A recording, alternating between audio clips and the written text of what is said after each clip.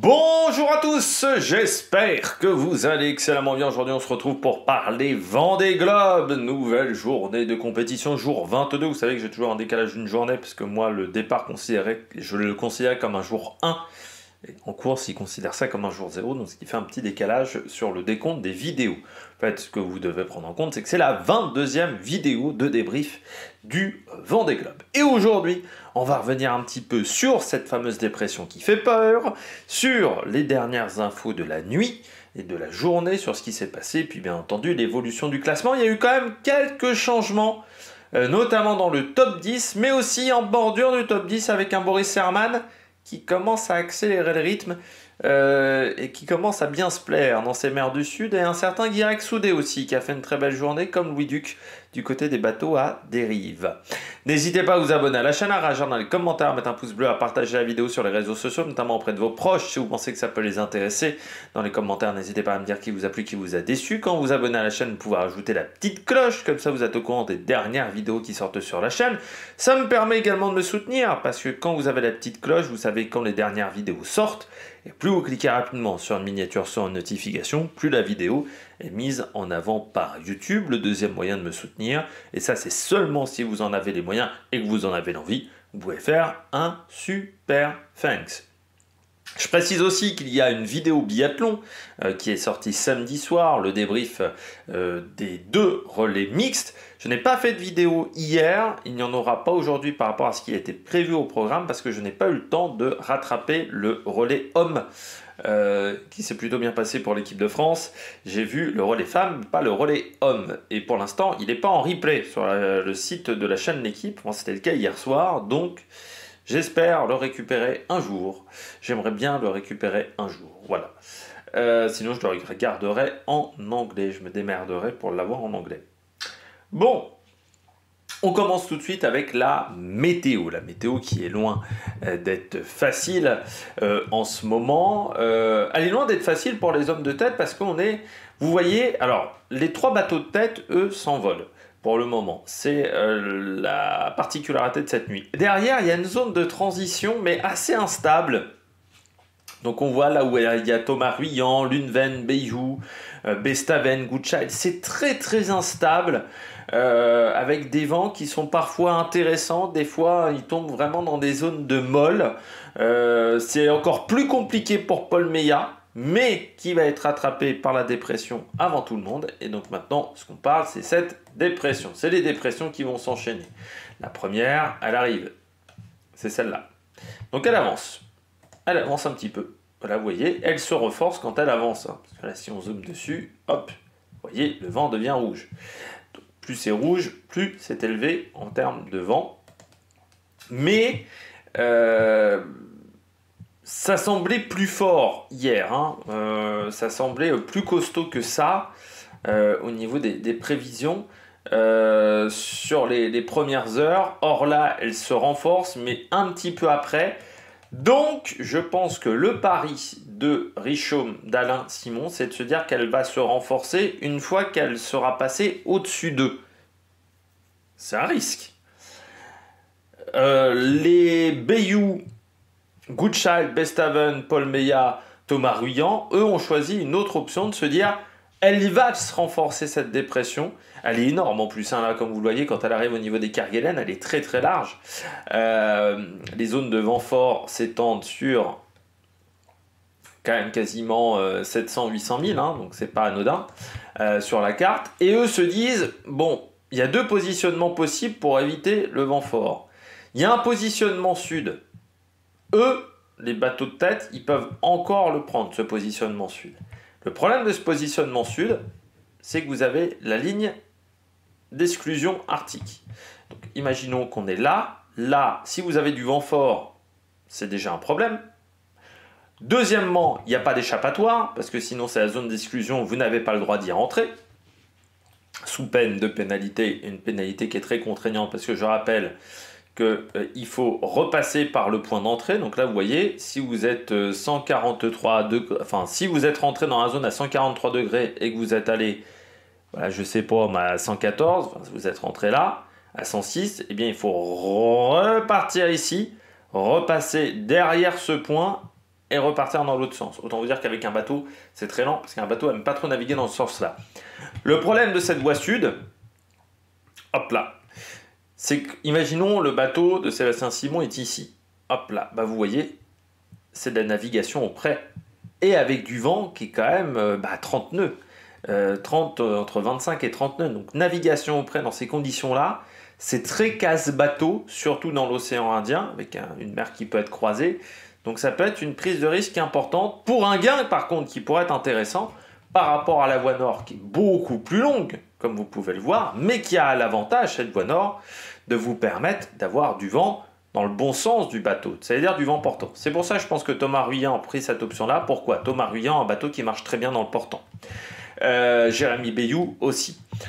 Par contre, Sébastien Simon, qui a un bateau qui marche mieux dans des conditions mixtes, comme Charlie Dalin et Réchaume, je pense se sont dit, hop là, on va aller là, surtout qu'ils sont plutôt, Dalin et Réchaume, je pense, sont plutôt confiants par rapport aux qualités de leur bateau. Sébastien Simon, le bateau est quand même pas si jeune que ça aussi, donc il se dit qu'ils sont confiants, il se dit qu'il y a toujours une solution de sortie, qui reste quand même une solution compliquée. Ça, c'est pour les bateaux de tête. Hop, derrière, de nouveau dans 72 heures. Les bateaux à dérive seront là. Donc en fait, les bateaux à dérive, ils vont être catapultés vers le cap de Bonne-Espérance. Normalement, là maintenant, ça va fuser et je pense qu'ils vont réussir à battre leur meilleur record de vitesse parce qu'ils vont être plutôt catapultés. Il y a cette première dépression donc il va partir, sauf que la deuxième arrive très vite derrière. La zone de transition en plus, vous voyez, il y a du vent qui est entre 12-15 nœuds, donc du bon vent. Donc je pense qu'ils vont aller assez vite maintenant vers le cap de Bonne-Espérance. Donc eux, ça va être pas mal. Ça va être plus compliqué pour, encore une fois, le groupe Boris Herman. Parce que vous voyez que dans les prochaines heures, eux, ils vont avoir du vent, là. Ils ont du vent qui est même intéressant. Mais la dépression va partir. Et eux, ils vont avoir une zone de transition, vous voyez, un petit peu plus plate, ici, à la sortie du cap de Bonne-Espérance. Donc s'ils sont à la place de Paul Meillat demain, ce qui est une grosse possibilité, vous voyez qu'ils auront du vent un petit peu plus faible. Donc il faudra aller suffisamment vite pour ne pas tomber dans cette zone de bol.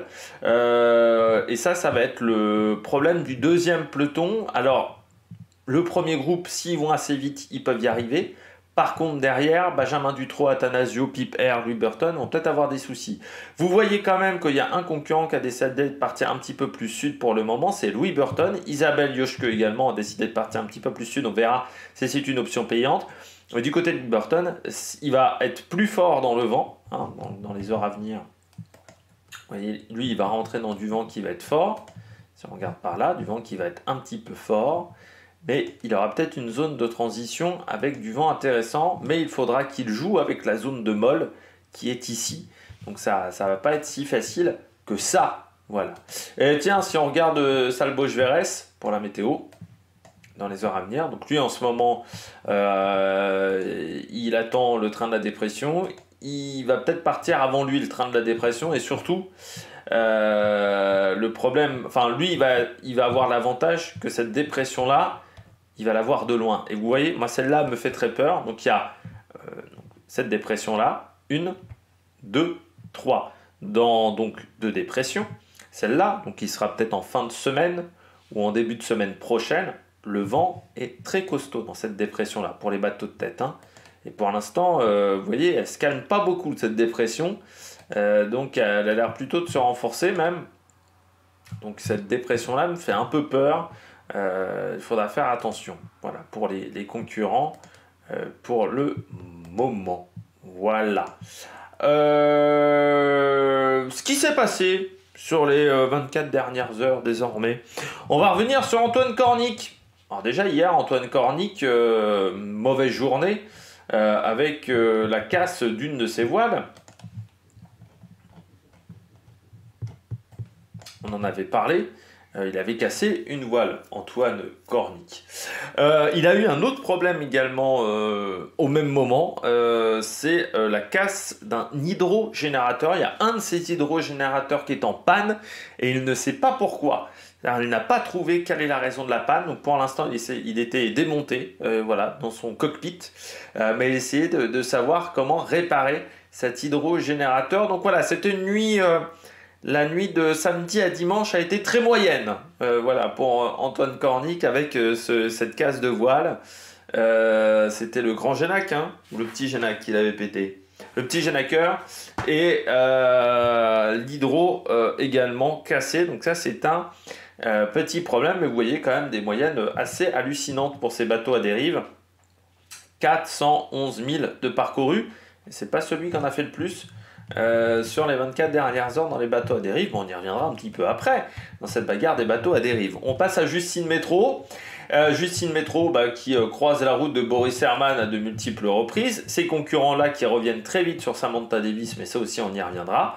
Et Justine Métro qui va moins vite qu'Antoine Cornic, pourtant avec un bateau à foil, c'est pour vous dire que les conditions sont vraiment idéales pour l'arrière de la flotte en ce moment, et bien qui était en train de commencer à faire une to-do list, une checklist, un petit peu de ce qu'il fallait contrôler avant d'être dans des zones un petit peu plus isolées du monde, avec du vent un petit peu plus fort. Ça a été le cas également de Sébastien Marcet, qui rangeait ses poubelles, notamment à l'avant du bateau. Il faut savoir que les poubelles, vous avez des déchets, quand vous bouffez un lyophilisé, c'est pas dans un sachet recyclable, enfin c'est pas dans un sachet compostable, on va dire. Donc c'est un sachet en métal, donc il faut le stocker. Il y a des poubelles, les concurrents ne jettent pas leurs déchets à la mer, et ils les stockent à l'avant du bateau souvent pour essayer d'équilibrer au niveau des masses, surtout sur les bateaux à dérive droite. C'est peut-être un peu différent sur les bateaux à foil, on les met peut-être plus à l'arrière pour permettre au bateau de décoller. Et donc on faisait ça du côté de Sébastien Marcet, il vérifiait 2-3 trucs. Du côté de Justine Métro, donc cette checklist, donc ce qui lui a peut-être fait perdre un petit peu de temps, le temps de voir un petit peu tout ce qui se passait autour de son bateau pour être sûr de la sécurité, voilà, que tout soit bien sécure. Alan Roura, lui, a un petit problème d'ordre technique, mais qui peut être quand même un petit peu contraignant pour la vie dans le bateau, du côté d'Alan Roura. Il a perdu ses Crocs, c'est le deuxième à perdre ses Crocs. C'est-à-dire que les Crocs, c'est un peu les chaussures d'intérieur sur tous les bateaux, parce que déjà c'est des chaussures qui sont en plastique, donc il n'y a pas de problème par rapport à des chaussures, on va dire en tissu, qui vont prendre l'eau. Là ça prend l'eau, ça sèche tout de suite les Crocs. Donc Amedeo a des Crocs, tout le monde à peu près sur les bateaux, enfin beaucoup de concurrents ont des Crocs sur les bateaux, parce que vous ne pouvez pas être vraiment pieds nus. Déjà parce que je rappelle que le pont, par exemple, pieds nus, c'est du carbone, donc il peut être très brûlant, le pont, surtout au niveau de l'équateur, et qu'en dessous, c'est quand même dangereux, parce que c'est un coup à se taper un doigt de pied, à se péter un doigt de pied, à se casser un ongle, à se faire une petite affection au niveau de l'ongle, donc c'est pas l'idéal, et donc Alan Roura a perdu ses Crocs, et il disait, le problème c'est que là il commence à faire très froid, parce que vous voyez que là il fait 15 degrés, donc il commence à faire un peu froid pour être pieds nus dans un bateau, donc c'est pas l'idéal. Alan Roura, comme Samantha Davis, comme Thomas Ruyant notamment, ont décidé également d'emmener des calendriers de l'Avent. Samantha Davis, elle en a même 2 calendriers de l'Avent, un avec des chocolats, un avec des thés. Donc voilà, pour tous ses concurrents, pour se rappeler aussi des jours de la semaine. Parce que je ne sais pas si vous avez vu notamment la vidéo de Nicolas Luven, il ne savait plus trop quel jour de la semaine on était, et certains concurrents ont besoin de se repérer comme ça dans l'espace-temps, on pourrait dire.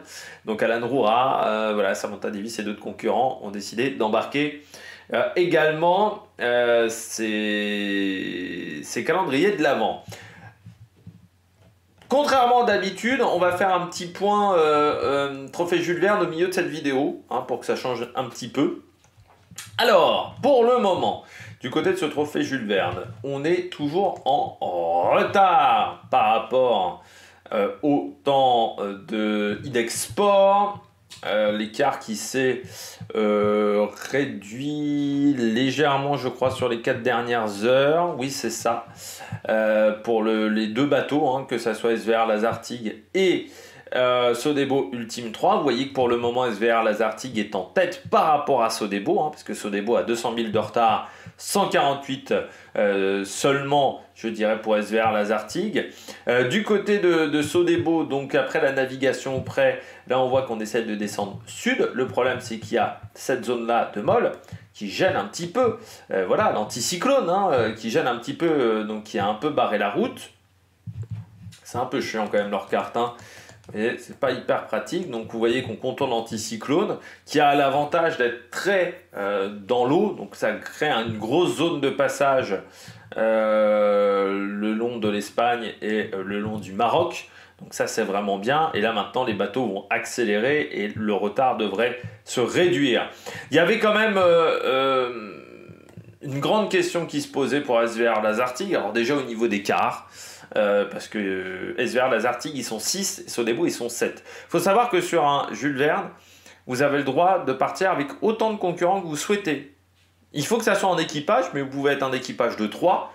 Idexport, je crois qu'ils étaient 6 en tout sur le bateau. Spindrift, par exemple, je crois qu'ils étaient 14 ou 15 quand ils avaient fait la tentative de record. Et Loïc Perron, chez Banque Populaire, à l'époque où vous avez fait le record, je crois qu'ils étaient aussi 12 ou 14 à l'intérieur du bateau. Ils étaient assez nombreux. Donc là, du côté de SVR Lazartigue, maintenant on fait un peu comme Idexport, donc on a réduit un petit peu les équipes, mais vous avez le droit de partir avec le nombre que vous souhaitez. Je crois qu'SVR ils sont 6, avec notamment Tom Laperche, Pascal Bidégory, Amélie Casse, et je crois que c'est Amélie Casse. C'est la fille qui navigue normalement sur le classe 40 La Boulangère. Et du côté de Sodebo, eux ils sont partis, je crois, avec un de plus. Un de plus, ça veut dire du point en plus dans le bateau, mais ça veut dire aussi des capacités de repos supplémentaires. Et donc, ils se posaient des questions chez SVR pour savoir quels allaient être les quarts. Et aussi, la grande question que se posait François Gabard, c'est est-ce que la situation actuelle qui est intéressante, est-ce qu'il n'y aurait pas mieux un peu plus tard dans l'année? C'est-à-dire de se dire, est-ce qu'on n'est pas parti trop tôt? Est-ce qu'il ne faudrait pas revenir, refaire demi-tour, attendre peut-être une dizaine de jours, douzaine de jours et repartir pour avoir des conditions encore meilleures? Et ça, c'était la grande interrogation du côté de SVR Lazartigue et de François Gabard. Donc vous voyez, pour le moment, Sodebo 200 000 d'avance et SVR 148 000. Et vous voyez que 200 000, ça fait à peu près 400, un peu moins de 400 km, mais c'est rattrapable très vite. Parce que ces bateaux sont capables de faire 700, 800 000 dans la journée. Vous voyez là déjà en 24 heures, Sodebo a rattrapé un petit peu de son retard par rapport au tout début. Donc ça veut dire que ça va quand même déjà plus vite qu'Idexport. Je rappelle qu'Idexport n'était pas un bateau volant, c'est un bateau semi-volant. C'est un multicoque semi-volant, le Idexport. Bon, on passe à Charlie Dalin, qui a repris la tête, déjà, ça c'est une bonne nouvelle, qui a fait le plus de 1000 en 24 heures, deuxième bonne nouvelle, et qui a lâché un petit peu Johan Richomme, qui est parti un petit peu plus nord, vous voyez, mais si on prend par rapport à une latitude est-ouest, eh bien il est devant. Et surtout, il a lâché Sébastien Simon aussi un petit peu derrière, même si Sébastien Simon s'accroche toujours. Et Thomas Ruyant, qui a changé de stratégie, lui a perdu beaucoup de milles pour le moment, vu qu'il s'éloigne de la zone d'exclusion arctique, qui est le plus court pour faire le tour de la Terre dans cette course. Donc du côté de Charlie Dalin, c'est plutôt pas mal. On va voir ces 24 dernières heures. Hop, tac, tac, tac, tac. Donc là, il était derrière Johan Richomme hier. Empannage un peu plus tard par rapport à Johan Richomme. Trajectoire plus basse avec Sébastien Simon, car Johan Richomme est monté plus haut. Là, on voit qu'à ce moment-là, vers 23h, Johan Richomme avait encore 4000 d'avance, mais il en avait perdu un petit peu. Et à 3h du matin, par contre, voilà, l'écart s'était fait parce qu'il avait réussi à repasser devant. Et là, depuis ce matin, il a bien accéléré et Johan Richomme est dans du vent un petit peu plus faible, donc il va un petit peu moins vite, en sachant que je rappelle que ce sont des moyennes de vent. Ce que vous voyez à l'écran, ce n'est pas les rafales, ce n'est pas le maximum ni le minimum de vent, c'est des moyennes de vent dans la situation. Sébastien Simon, donc vous voyez, lui ça se passe plutôt pas trop mal. Alors il oscille entre la deuxième et la troisième place avec Johan Richomme. Ça dépend des différents classements. Là, il est désormais troisième, mais il a pris 20 minutes de retard, voilà, hier par rapport à Charlie Dalin. Mais Charlie Dalin, avant-hier, Johan Richomme pensait qu'il s'était bloqué un petit peu dans des zones de molle, contrairement à lui. Donc du côté de Sébastien Simon, 80 000 parcourus sur les 4 dernières heures, c'est-à-dire 10 000 de moins également que Charlie Dalin. Donc vraiment Charlie Dalin en ce moment reprend beaucoup de vitesse dans ces conditions mixtes. Hein, vous voyez, 15-16 nœuds de vent, c'est presque les conditions idéales pour son bateau. Johan Richomme lui va un petit peu plus vite en ce moment avec 92 000 parcourus en 4 heures, 479 en tout, donc c'est-à-dire un écart assez proche quand même. Hein. Vous voyez, il a fait 4000 de moins en 24 heures que Charlie Dalin, donc ça reste quand même très proche en termes de vitesse. La différence, c'est que lui, ils sont pas sur la même route, voilà, pour le moment. Du côté de Sébastien, donc du côté de Johan Richomme, bah, ça se passe pas trop mal. Encore une fois, une réflexion en cours sur le placement. Je pense qu'il a fait son choix. Il va plutôt décider d'aller plein sud pour voir comment ça se passera à navigation près pour le moment. Et je pense que voilà, Johan Richomme comme Jérémy Bayou pense que la dépression est plus faible que en réalité, elle est plus faible que ce qu'annoncent les prévisions météo. Voilà. Donc c'est un petit peu leur idée à tous les deux. Par exemple, Jérémy Bayou pense qu'il y aura, allez, 40 nœuds de vent en moyenne et 60 en pic, ce qui est déjà beaucoup, hein, 60 nœuds en pic, mais il ne pensait pas qu'il y aurait beaucoup plus, en sachant qu'il y aura quand même de la mer, hein, il faudra aussi le prendre en compte, il y aura une mer qui va augmenter en intensité. Donc ça se passe plutôt bien pour les bateaux de tête, qui sont toujours les bateaux qui font le plus de 1000.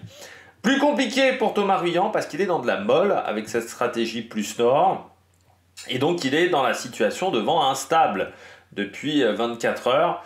Donc c'est vrai que ça doit l'énerver un petit peu parce qu'il a désormais 218 000 de retard. Et vous allez voir, si on se repère hier, il y a 24 heures, hop,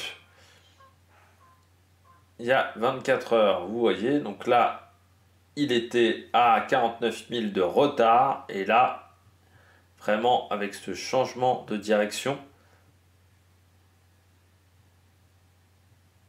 ça lui a coûté très cher en termes de 1000 de retard. Parce que voilà, hier 11h, là j'ai fait les 48 dernières heures. Ça c'est hier 11h. Ah oui, parce qu'il m'a enlevé mon blocage. Donc là vous voyez, la situation était vraiment bonne.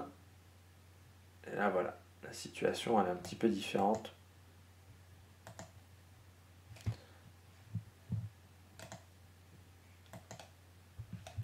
J'avais fait normalement blocage sur 30 novembre. Voilà.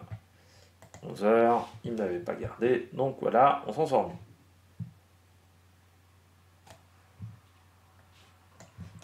On regarde Jérémy Bayou. Donc, toujours en bagarre avec Nicolas Luven. Hein, les deux se tirent la bourre. Alors, il commence à être à un jour de navigation maintenant. Parce que là aussi, hein, vous voyez, 100 000 de moins, 120 000 de moins de parcourus par rapport au bateau de tête. Donc ça commence à faire des écarts, hein, avec là des moyennes sur 4 heures qui sont extrêmement faibles parce qu'ils sont vraiment dans de la molle, dans du vent instable. Jérémy Bayou disait que la nuit avait été encore compliquée avec ce vent erratique, il n'avait pas pu se reposer comme il le souhaitait. Et bien ça se poursuit en ce moment, parce que vous voyez que les deux se retrouvent dans des conditions similaires, avec peu de vent. Mais ça devrait accélérer dans le futur, mais on espère que cette zone de molle voilà, va pas durer trop longtemps parce que sinon ça va plutôt se rapprocher de l'arrière et ça va pas être idéal pour eux, en espérant que les concurrents du bas auront des conditions tellement difficiles qu'ils vont avoir peut-être de la casse, mais là pour le moment c'est pas simple. Goodchild et Bestaven, eux, sont encore dans des conditions pires parce qu'ils ont encore fait 100 000 de moins que Bayou et que Lunven. Donc là, c'est pas évident, comme vous pouvez le voir, hein, avec Yannick Bestaven.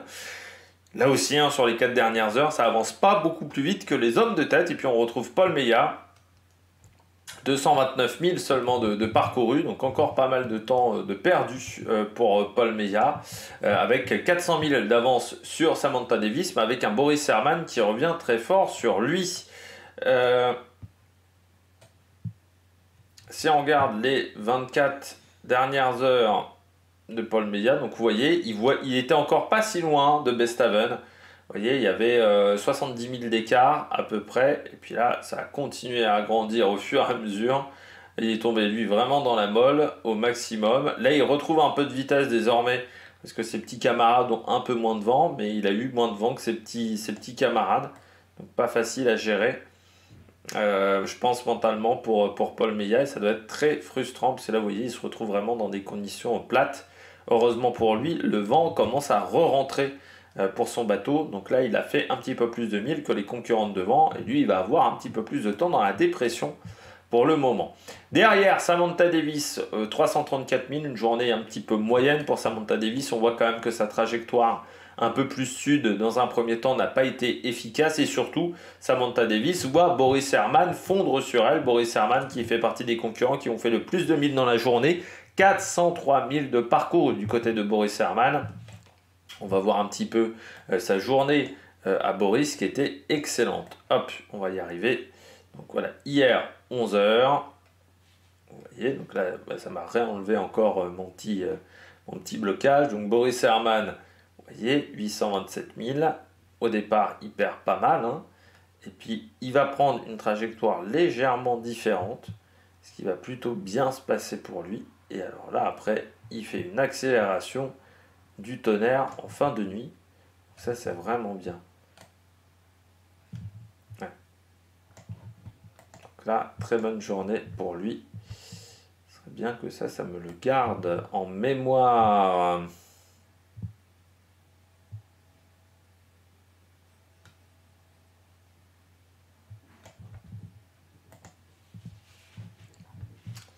Donc Clarisse Kremer, ça va vite aussi, hein, 347 000, mais moins vite que Boris Herrmann, et surtout moins vite que Justine Métro, vous voyez, hein, Justine va un petit peu moins vite, mais là encore, les voiles manquantes pour ces deux femmes sont un désavantage par rapport à Boris Herrmann, qui lui a toutes ses voiles. Et ça, c'est quand même... Ah, putain. À chaque fois, je clique pas au bon endroit, donc bon, on va se débrouiller. Là, c'est un peu le bordel aujourd'hui. On va se débrouiller différemment, parce que là, à chaque fois, je clique pas au bon endroit pour le blocage de la zone. Bon, on poursuit avec Benjamin Dutreux, qui va vite, avec Romain Attanasio encore, même s'ils ne sont pas en capacité de suivre la cadence des bateaux de tête. Et surtout, il repasse devant Romain Attanasio, mais il y a une belle bagarre entre les deux depuis 24 heures. Pip Air, elle commence à être légèrement distancée du côté de son bateau, qui, je rappelle, est l'ancien bateau et le bateau recordman pour le moment de l'épreuve. Et surtout, vous voyez, Louis Burton parti plein sud. C'est pas une surprise de la part de Louis Burton, il aime les conditions de vent engagées. Il l'avait fait déjà il y a 4 ans, il était descendu plein sud très vite. Donc là, il décide de refaire la même chose, et pour l'instant, ça va vite, hein, 75 000 de parcouru. Donc par rapport à Pip Air, c'est quasiment 15 000 de plus. Donc ça, c'est vraiment bien. Isabelle Yoshke a été récupérée, quant à elle, par le deuxième peloton, emmenée par Jean Le Cam. Mais ce n'est encore pas Jean Le Cam qui a fait le plus de 1000 en 24 heures du côté des bateaux à dérive. 329 000 pour Jean Le Cam, parcouru en 24 heures, ce qui est quand même pas mal. Mais derrière, ça revient encore de l'arrière dans cette catégorie-là, avec Louis Duc, 375 000 de parcouru.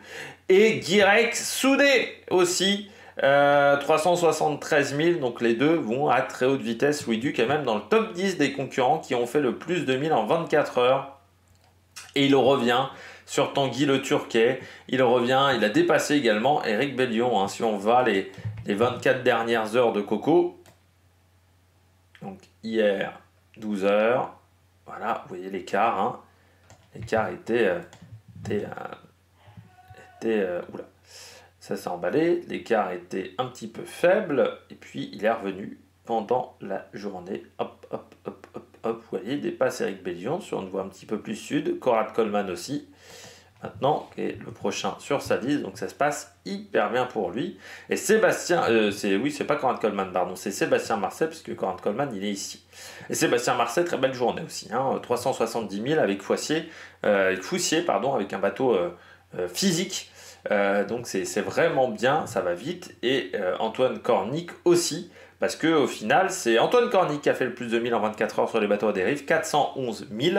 Donc ça, c'est vraiment très impressionnant ce qu'a réussi à faire Antoine Cornic, malgré ses problèmes techniques, de réussir à faire des moyennes de ce type-là, avec un bateau qui est pourtant très âgé, dans du vent, qui est costaud. Vous voyez, là, sur les 4 dernières heures, il va quasiment aussi vite que Sébastien Simon, je crois, hein, qui est 3e. Hein. Donc pourtant, avec des feuilles en moins.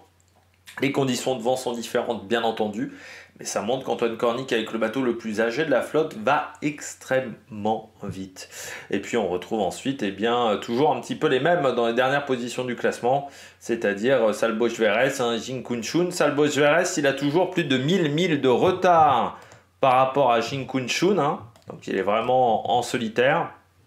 Et Jing Kun-chun à 200 000 de retard sur Dennis Van Wenberg, qui était content que le Sud démarre enfin, mais avec un changement de conditions qui était quand même peut-être plus important que prévu. Puis Dennis Van Wenberg disait que c'est la première fois qu'il passe quasiment autant de temps en solitaire sur un bateau, parce que son record c'est 24 jours sur la Mini Transat lors de la 2e étape où vous traversez l'Atlantique avec ces tout petits bateaux.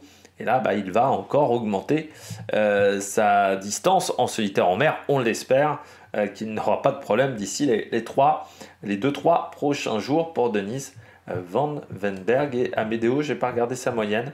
Ouais, 308, c'est moins bien, hein, encore une fois. Mais vous voyez, Jean-Luc Ham et Eric Bellion, malgré des bateaux neufs, ont du mal quand même à aller aussi vite qu'un Lazare et qu'un Guirec Soudé. Donc leur idée de faire des nouveaux bateaux à dérive droite, on voit qu'ils ne sont pas encore au top de leur performance. Je pense que c'est des bateaux qui ont encore un gros cap de progression. Ces deux bateaux-là, Stan Aswan et Jean-Luc Ham, donc c'est Finistère, tout commence en Finistère. Ces deux bateaux qui peuvent encore énormément progresser, parce qu'on voit qu'ils sont toujours un petit peu en dessous en vitesse moyenne.